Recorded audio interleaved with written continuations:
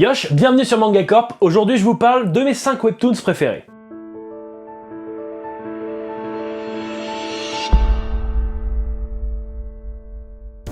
Il y a un peu plus d'un an, j'avais déjà sorti mon top 5 sur mes webtoons préférés, mais en 5 vidéos.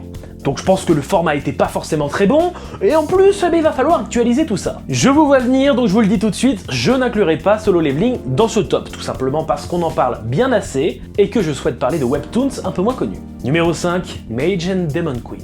Alors lui, on peut le dire, il sort de la normalité. C'est pas une œuvre badass pleine d'action comme on en voit tous les jours. Mage and Demon Queen nous fait suivre les aventures de Mallory, qui, contrairement à tous les humains, ne souhaite pas tuer la reine des démons. Au contraire, elle est folle amoureuse de celle-ci. Mais ne vous faites pas d'a priori, cette œuvre a tout pour vous plaire. Les personnages sont attachants, l'histoire est drôle et c'est un vrai plaisir de voir le rêve de Mallory avancer.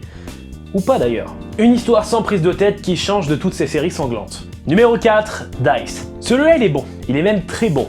Et tout ça grâce à une seule particularité. Oui, parce que c'est bien joli d'avoir un écran de jeu pour augmenter le niveau tel un héros de RPG. Mais là, tout est contrôlé par des dés. On suit donc Tae, un jeune, faible, harcelé, pas très beau. Une vie pas ouf quoi. Et évidemment vous le sentez venir, tout va changer grâce à ces dés. Alors non, je ne vous en dirai pas plus, mais sachez que la suite, c'est du lourd. Pas de godlike ici, mais beaucoup de stratégie, une histoire réfléchie et des personnages badass, mais pas trop. Numéro 3, My Wife is Demon King. Pour vous dire la vérité, je ne l'ai découvert qu'il y a quelques jours et j'ai défoncé les 145 chapitres en une journée et je suis très content d'en parler. Un jour, Xiang Ye se réveille dans un autre monde. Il a été convoqué par la reine des démons afin de devenir l'élu qui sauvera le peuple des démons. Oh, un isekai comme par hasard. Ouais mais non, j'ai dit qu'on allait faire dans l'originalité. T'es sérieux? Avec un top 5? Ouais j'avoue.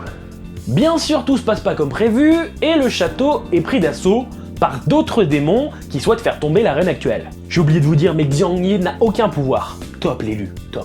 Dû à quelques circonstances que vous découvrirez en lisant l'œuvre, la reine Isabella se transforme en humaine, ou du moins son apparence. Notre protagoniste et la reine arrivent à s'enfuir en rejoignant les humains en se faisant passer par des esclaves emprisonnés par les démons. La suite, je ne vous la spoilerai pas, mais en gros, Xiang Ye va tout faire pour que la reine retrouve son trône. Alors, mis à part le nombre impressionnant de personnages intéressants, l'histoire prenante et les techniques variées, il y a un procédé que je trouve merveilleux, la forge.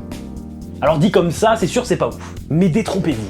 Ils utilisent des stylos plumes particuliers alimentés par des pierres de mana pour créer des objets. En gros, selon tes performances en dessin et ton imagination, tu peux être un bon forgeron. Alors c'est un peu plus compliqué que ça, mais je vais pas rentrer dans les détails. Sachez juste que c'est un concept qui me fascine. Imaginez-vous construire un Gundam ou un Megazord.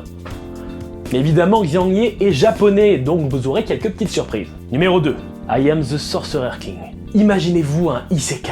Le monde d'origine est un monde de magie classique et l'autre un monde plus réaliste avec la moitié de la population, ou presque, qui a acquis des compétences de RPG dû à un système, mais je vais pas trop en parler, c'est compliqué. Ensuite, on ajoute un soupçon de badassitude au héros, style Solo Leveling, et voilà, on a I am the Sorcerer King. Bon, je vous donne un peu plus de détails. On suit Lee Sung-hoon, qui est un jeune sans compétences, mais grâce à des circonstances un peu particulières, il va retrouver les souvenirs de sa vie passée en tant que grand mage. Je vais pas plus argumenter, vous avez lu Solo Leveling, eh bien, c'est le même acabit, vous allez kiffer. Numéro 1, The Gamer. Alors oui, il était déjà dans mon top l'année dernière, mais bon, personne n'a réussi à le détrôner, alors bon... Non, j'ai dit qu'on parlerait pas de Solo Leveling. Bon, The Gamer, c'est simple à raconter, c'est juste un mec qui va se retrouver à avoir des pouvoirs de héros de RPG. Oui bon, encore RPG, mais c'est la mode, hein. Voilà.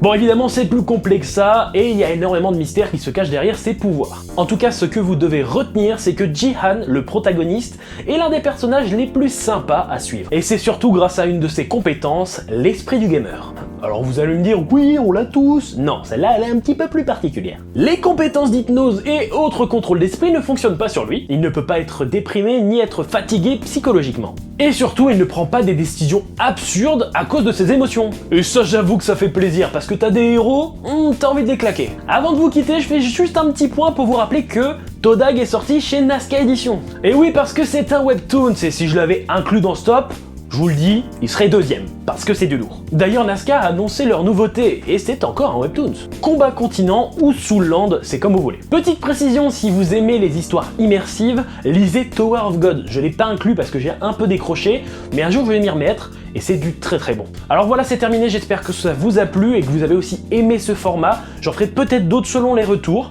Moi en tout cas j'aime bien vous partager ce que j'aime, les tops comme ça, c'est assez intéressant. Surtout que les webtoons ça redevient à la mode, donc je suis assez content parce que c'est un truc que j'aime depuis très longtemps. Voilà, n'hésitez pas à mettre votre top 5 en commentaire, moi je vous dis à bientôt sur Manga Corp. Yosh!